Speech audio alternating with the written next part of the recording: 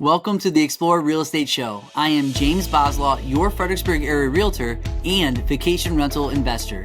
And this show is all about real estate in the Fredericksburg area, the Fawn Lake community, and the vacation rental space. I help people buy and sell homes because I believe that everyone should grow their wealth as they live in or own a home that they love. I also believe that you should feel confident when you are buying or selling a home, and confidence comes when you are well educated and informed, and that's what this show is all about. Enjoy the show. Hey everybody, welcome to the Explore Real Estate Show, where in today's episode, we have a very special guest, and I'm very biased, but she's a beautiful one because she is my wife. Emily Bauslaugh is here on the show with us today, and we are going to be talking about vacation rentals. Normally, Emily is the producer of the show while I'm recording.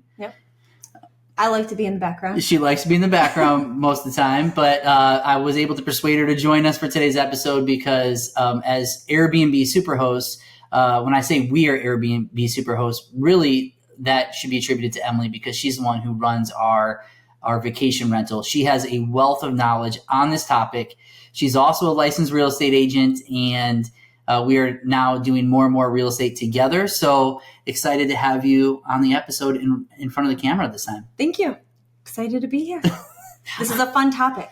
It's a very fun topic. It's one that we're both passionate about, which is why I'm really excited to do this episode together. And so we're going to dive right into some questions. We'll be asking each other some questions and jumping in and answering those. And so let's dive right in. Okay. So the first question is, why vacation rentals? Why did we choose to purchase a vacation rental over something else? I think the biggest draw was memories with our family. Yeah. Something that we could use as a family and that the boys would just grow up with good memories. Yeah. Yeah. I'll never forget our first vacation rental that we purchased it. And we purchased it at a very unique time. It was right as COVID hit. And before we put some work into the vacation rental, before we started booking it, we had an incredible time of making memories with our boys. Yeah, it was COVID. I would homeschool them in the morning and we would ski in the afternoon. And it was so wonderful. It was awesome. Yeah. Our first unit was a ski in, ski out, ground level condo in Wintergreen. And so we were able to open up those doors, jump right down. And that's when our boys learned how to ski. Yes, it is. And snowboard. Yes. Yeah. Yeah. But I think pairing an investment with quality family time was our why. Yeah. I mean, everything that we do in real estate really comes back to our family. And so this just made a lot of sense. It got us excited. Do you remember the very first time we considered getting into vacation rentals? No, but maybe, I remember the time frame. Were we at Wintergreen? So we were actually at Wintergreen, we were getting really serious about it. Before that, we were at Outer Banks, and we had booked like a 3-night weekend, long weekend, and we were there just right off the beach. And, I remember thinking early in the morning when I was drinking my coffee, how much should we pay for this place again?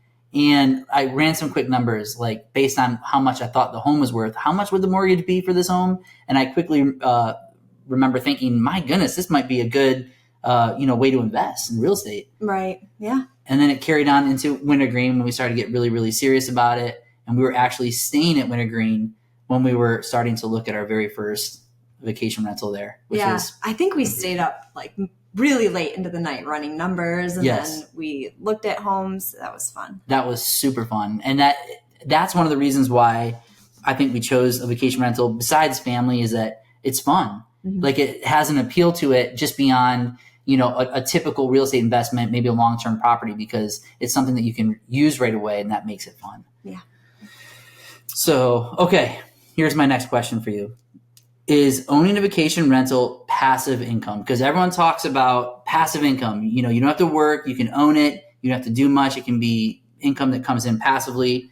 And then maybe a secondary question to that is, how do you manage the property and how much time do you really put into vacation rental? Okay. No, it's not passive. I don't think I ever thought it would be passive. When we started, we had a property management company, and I also was in the loop with the guests, and I found myself managing them and talking to the guest. And so ultimately I ended up, now I just self-manage because that's what I wanted to be involved. I loved it. Yeah. And letting go of the management part, I couldn't let go. I wanted it done my way.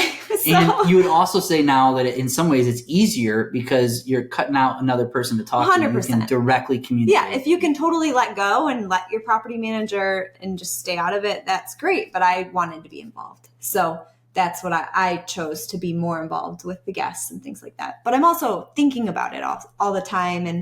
And so practically speaking, I was trying to think about how long I spend on it in a week, probably 1 to 2 hours a week. Yeah. The initial setup obviously took a lot longer. I probably also go out quarterly and just make sure everything is stocked in working order, things like that. Yeah. And then, other things come up and you end up spending more time, but on average. So on average, will you repeat that again? On average, you spend I'm guessing 1 to 2 hours. 1 to 2 hours. So we can't say it's passive income. It's not like you purchase the property and you just stop working. There's still work involved, but it's not so much work to where it's like a full-time job. You can still do this in addition to other responsibilities or maybe even another job that you have. Correct. But I think the thing that's hard to put a number on as well is the amount of time you think about it. Right. So it's kind of in the background. I'm thinking about, did the guest check in? Did the cleaner show up? Things like that. Yeah. And there's been a couple times where we've had that situation. Yes. Where the cleaner wasn't quite ready and we were getting nervous and yeah. So those things, again, it's hard to fully put a number on the time, but it's doable. It's doable. Yeah. Not passive, but not overbearing either. No. Okay. How about this? What is the potential return on investment for vacation rental, and how do you analyze occupancy rates, rental income, and expenses? So we went through Vodacy, which is a class that helped us with analyzing. And so when we looked at our properties, we looked at, were you going to say something? Sorry. No. Oh, okay. We looked at if it was currently operating as a vacation rental, because you can get some numbers from that. You can see what the average daily rate is. We also used AirDNA to look at the, which is, you do a good job explaining AirDNA. What is so AirDNA? It's a great tool. It's like the leading tool for investors. It's a software tool that helps you to analyze properties so that you can best underwrite them and get a feel for how much money you could make. Right. So I used AirDNA to look at the specific area, to look at the occupancy rate, low, medium, high, the average daily rate, low, medium, high. We factored in acquisition cost, annual expenses, fixed expenses. We looked at everything to look for cash flow, cash on cash return, and to see if it was a good investment. And when we looked at a good investment, it could be anything. It could be, you may think a good investment would be even if you operated at a loss, but your family gets to use it. A good investment might, for somebody else, maybe is only if it's cash flow positive. Are they going to feel like it was a good investment? So it just depends on what your goals are when you're looking at purchasing a short-term rental. Yeah. And on AirDNA, one of the things that I really like is it breaks down like the market. It grades the market based on several different criteria. One of them is it highly regulated? Are there a lot of rules around it? Is it seasonal? Is there demand for it? AirDNA is very powerful. However, the one thing that I would ask you about, you could speak to it more than I could, is, we did run our numbers on AirDNA, assuming that maybe we would bring in a certain amount of money. And would you say that AirDNA is maybe a little over optimistic as far as what a property can Correct. earn? Yeah. 100%. It's over optimistic. So I thought we ran our numbers conservatively, and it was still overly optimistic. Yeah. Mm-hmm. So we went from thinking that the property would be something that would be a, monthly cash flow, cash cow. But even though it wasn't that, it's been something that has covered the expenses and, made it to where we haven't had to come out of pocket too much. There are times where we've done that. But for the most part, the money that's coming in is taking care of all of our expenses, but it's not quite the extra amount of money that we originally thought we were going to get. Correct. Yeah. And thinking about it, for us, it's a win because we get to use it, make memories with the family.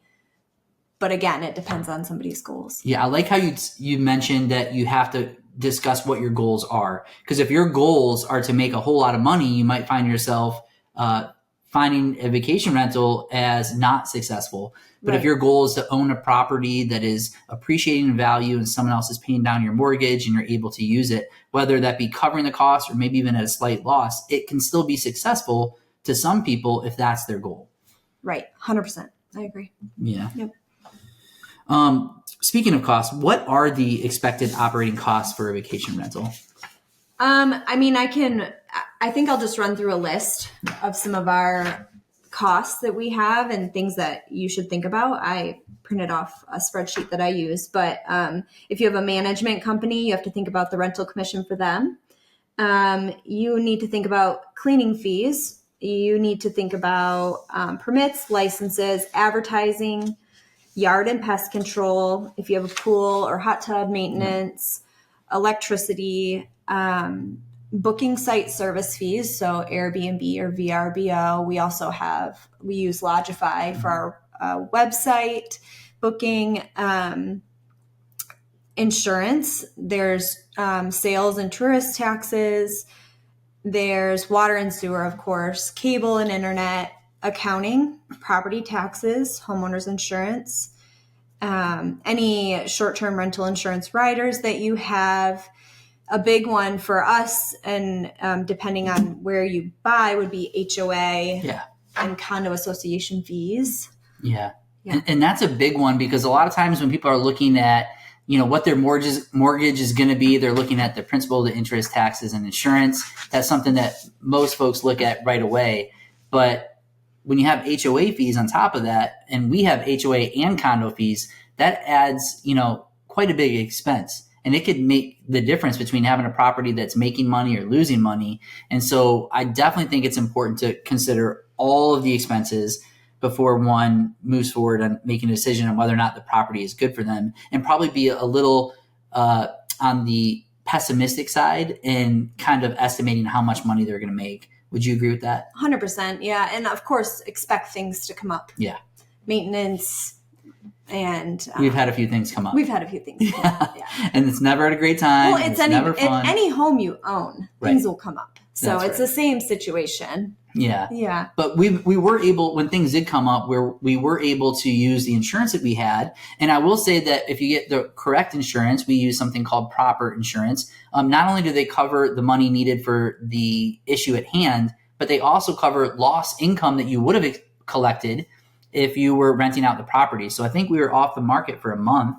Yep. They covered us. Really helpful. Really awesome. Yeah. Mm-hmm. I absolutely recommend that. Yeah. So that's important to have. Now I have questions for you. Okay. Bring it. What are the current market trends in the vacation rental market?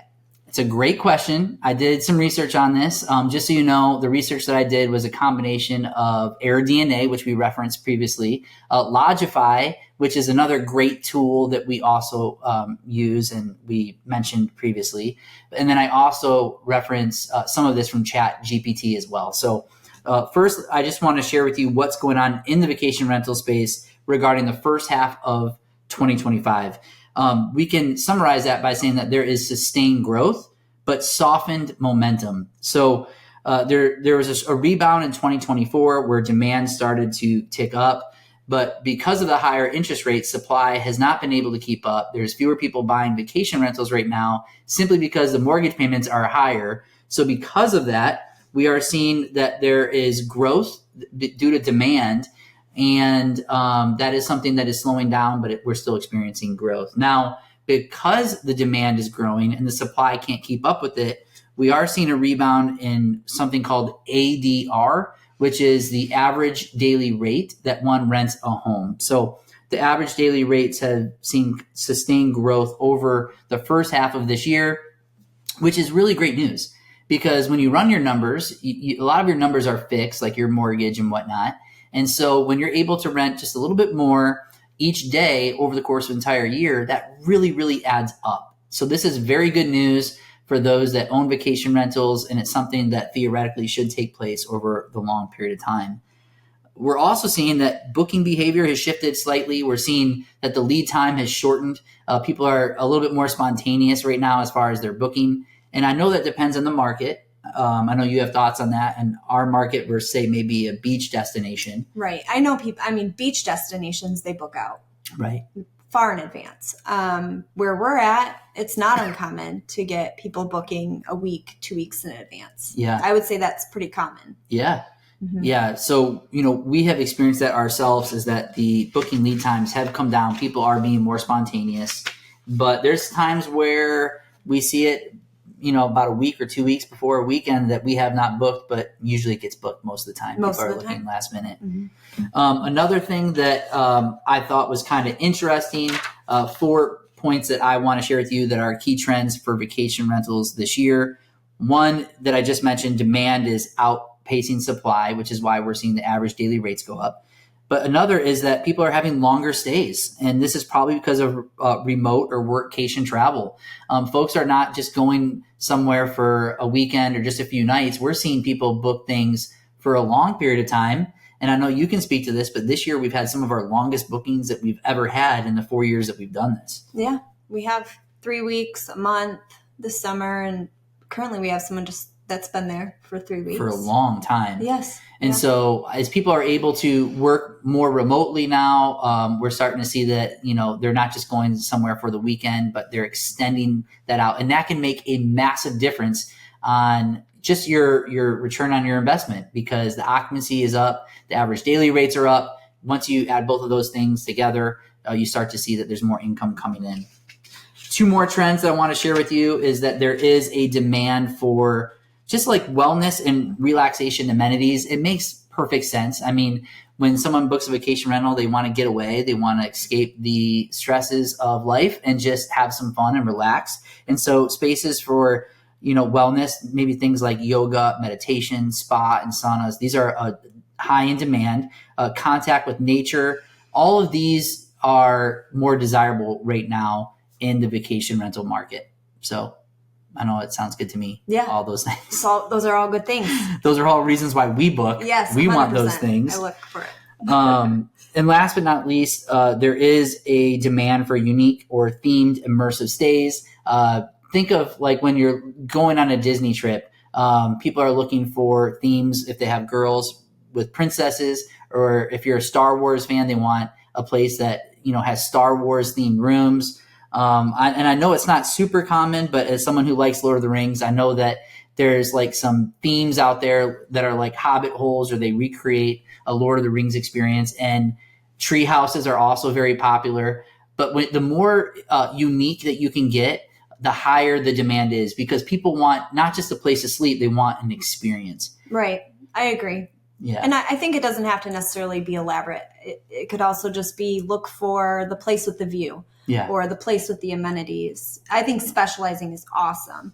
But for example, like with our place, I think we do better because we have the view. That's right. And we had 2 properties in the same market. One had a great view, the other didn't. And what we noticed is that the property that we currently own that has the better view because it sits higher up on the mountain, it was more seasonal. We would rent that more year round. The other one was really popular in the winter because it was ski in, ski out. That's so true. But the view is what draws people in and really sustains the ups and downs of different seasons. Yeah, I agree. So people want that relaxing, theme, immersive experience. Mm-hmm. Okay. What's the biggest difference between a long-term rental and a vacation rental? So that's a great question. I would say when you look at both, there's pros and cons to each.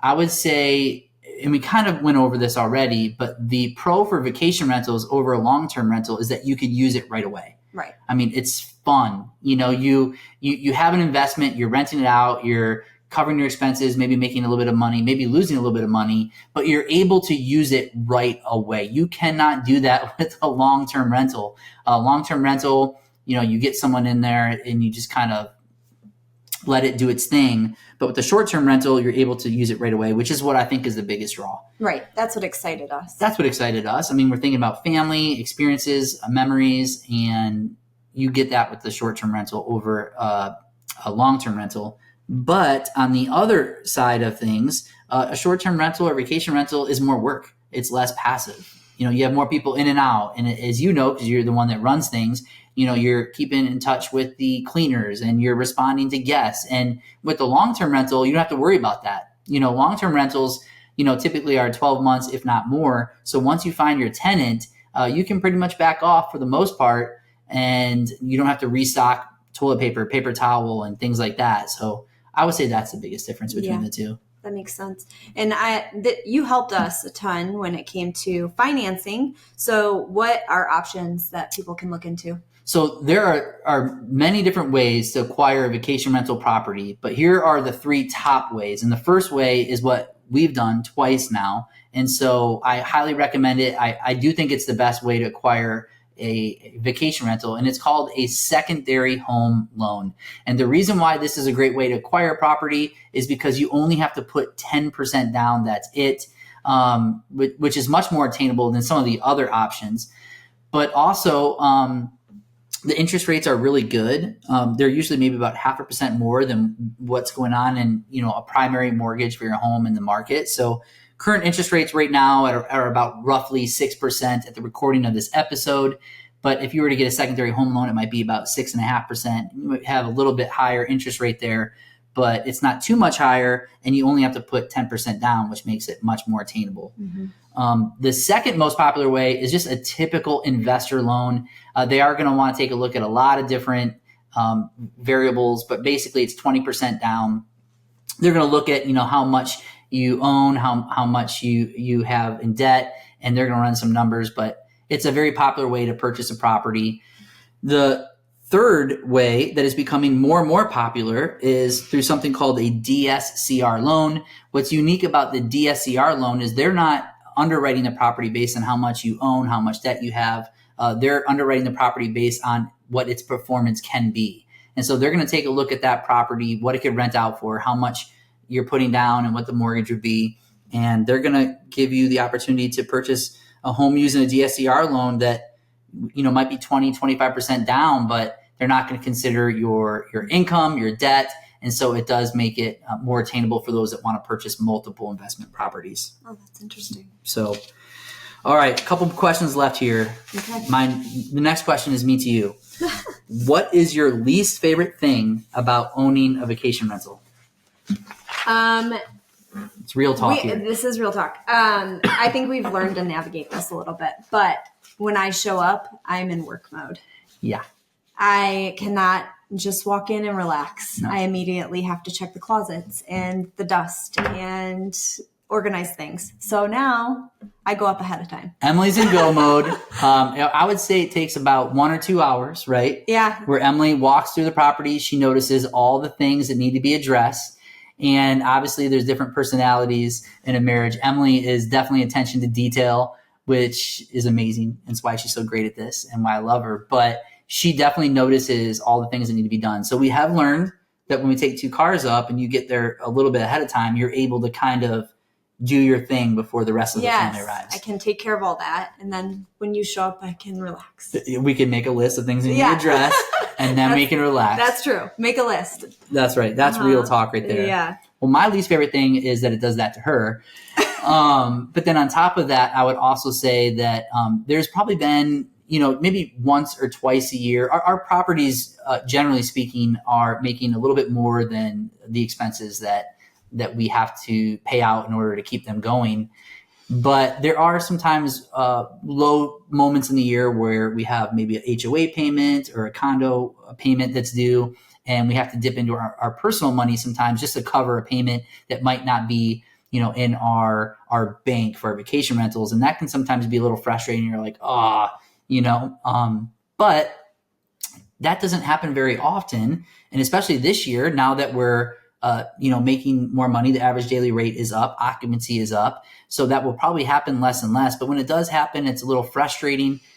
That's really the only thing that I could think of regarding my least favorite thing with vacation rentals, because my favorite things are just, that list of favorite things is very long, and my least favorite things list is very short. But I think it's important to acknowledge that there are some things about owning a vacation rental that, we have to share with others and Right. not oversell it because there's also last minute things that come up. You get a guest who has an emergency or there's a maintenance issue and you have to deal with it and you're not right around the corner from the property. Right. That's hard. So you have to have good people you can call when you can't be right there to fix things right away. Yeah, that's huge. Mm-hmm. So, yeah. Yeah. Okay. Now let's go to the other side of that coin. What is your favorite thing about owning a vacation rental? Having a consistent place that the boys can make memories, that we can make memories as a family. And it feels like home when we go there. We can, it's familiar. So I don't know. When I go some places, I don't sleep well, whatever. But when I go there, it feels like home. I know what to expect. And it's a fun place that we've chosen to make continued memories. Yeah. And it didn't feel like home right away. Mm-hmm. In the very beginning, it's like, it doesn't feel like yours, but the more you go there, the more you make memories there and the more established you get, it really does start to feel like home. Yeah. And I think that allows us to be more comfortable while we're there. Mm-hmm. And we've used it in different ways. So we've used it where we've gone there with our boys and we've created memories. Like we said, skiing, hiking, all that stuff, wherever you go, you bring your family, that's great. But we've also used it just you and I, where we've gone away for a little getaway just for the two of us to connect, which I love that. That's something that, I love family and I love spending time with my boys, but I also love spending time with just my wife. And so we have an opportunity to do that as well. Yeah. And then coming up, we're going to take some time away and I'm inviting a few friends. And so that'll be fun too. Yeah, we've always talked about doing this, like getting up there with our friends, and Emily's looking to do it next month, maybe spend some time with friends, sometimes by herself. And likewise with me, I'm looking to do the same in the same month. And so that's going to be a new experience. We've owned the property for a couple of years. We've never done that, but that is a special thing. It is, yeah. Taking advantage of owning it so that we can, the enjoyment of it. I think if we don't do that, or if someone doesn't do that, they are more willing to think that vacation rentals is not all that great when they're not experiencing it. I think when you go there and you enjoy the property, it reminds you that, oh yeah, this is a great investment, but we're actually able to use it. And this is why we're doing it. Yeah, that's the value added for sure. Yeah. All right. Last question. I'll let you answer first, then I'll go with it. But what are the biggest lessons we've learned so far from owning our own vacation rentals? It's 4 years now, 2 properties. What's the biggest lessons you've learned? It's not passive income. And I think I have learned to not let the emergencies stress me out as much. Yeah. It's more like, okay, what do we need to do to fix the situation? What are our next steps? So I've learned, and like little things, like we said, we go up there. I now go a couple hours early to take care of things. Yeah. Just learning our rhythm with the property. And I can think about like when I first started doing the taxes for the county felt so stressful. Now I have it done in 5 minutes. So the learning curve too, I think has helped make it all easier. Yeah. A lot of those things when you first are doing it, it's like a lot. It's a lot. But now you've done it so many times that it's just become easy and secondhand. Yeah. It seems more manageable. Yeah. Yeah. I'm so glad you do all that stuff. If you asked me to do it, I would be in some trouble, just to be very frank with you all. Emily pretty much runs everything, which is why she's on this episode, because she knows more about it than I do from the perspective of managing it. But those are great lessons. Yep. For me, and I spoke to this earlier, but for me, when we first got into vacation rentals, I thought that this was going to be a cash flow cow, monthly, bringing in passive income, but bringing in income. I think when we first were preparing that, we thought we would maybe make $1,000 a month, and it has not been that. It might be a couple $100 a month instead of 1,000 or more. But I think what I have learned is that it can still be successful if it is covering its own expenses, because we're able to use it personally as our family. We're able to use it, but our expenses are covered. So our home is going up in value. It's appreciating, while at the same time, what we owe is going down as other people are paying down our mortgage. So we're creating equity in the home. And long-term, I know that is just a great long-term wealth strategy, is to create an asset where that happens. So I've kind of changed my view of what makes a vacation rental a success. For us, for me, it's, hey, if we can cover our expenses and have other people take care of that for us, but we're creating memories with our family, then it's a success. And that's what we're able to do, just that. So yeah. And I would add to that with it, viewing it as a success is hearing people's stories that are there. Oh yeah. And just being able to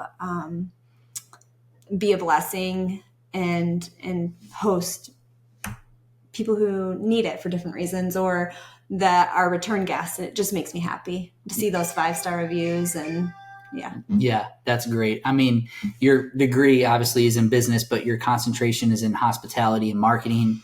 And so I know that that's so satisfying for you. And it is for me too. I mean, we've had some families go through a lot of stuff, and they kind of get personal and let us know what they're going through and why they're at our place. And it's nice to know that we're able to create a safe place that is just a great experience for our guests. And I think it's super rewarding. I mean, even just this year, we've had someone come 3 years in a row, and they keep coming back because they love it. And it's cool because you get to see all of these positive reviews. Mm-hmm. Every single time a review comes out, typically on Airbnb, we are Superhosts because we have a lot of 5-star ratings, thanks to Emily. But it is so rewarding to be able to read these and know that we're providing a great experience for our guests. So that is very satisfying as well. Yeah. Definitely. Awesome. Well, that's it for this episode. Thanks for joining us. Thank you. Not so bad. I know this episode's a little bit longer than normal, but we just wanted to make it a conversation that you could be a part of. Because if you're looking or even interested in obtaining a vacation rental, we would love to talk to you more about that. It's something that has been great for us. I have helped over a dozen people, buy or sell vacation rentals. And so we have a lot of experience with that. But if people are interested, they can reach out. Yeah, we'd love to meet up. Yep. Coffee, phone call, whatever's best for you. But we would love to connect with you more and talk to you about vacation rentals. So with that being said, thank you for joining us for this episode. And we hope you have a really great day, a wonderful week, and we will see you on the next episode. Bye.